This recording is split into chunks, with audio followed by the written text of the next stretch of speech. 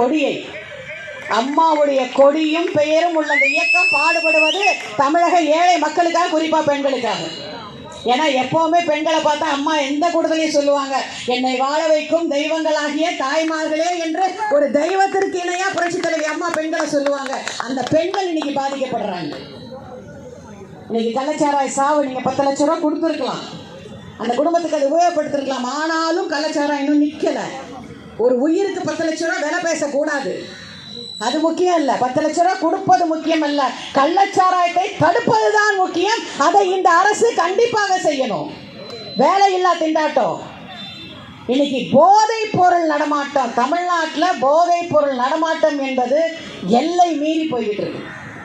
சின்ன சின்ன பசங்க, பள்ளிக்கூடத்தில் படிக்கிற பசங்க ஐஸ்கிரீம்ல வச்சு கொடுக்குறாங்கிறாங்க, சாக்லேட்ல வச்சு கொடுக்குறாங்கன்றாங்க, ஸ்கூல் வாசல்ல விற்கிறாங்க, காலேஜ் வாசல்ல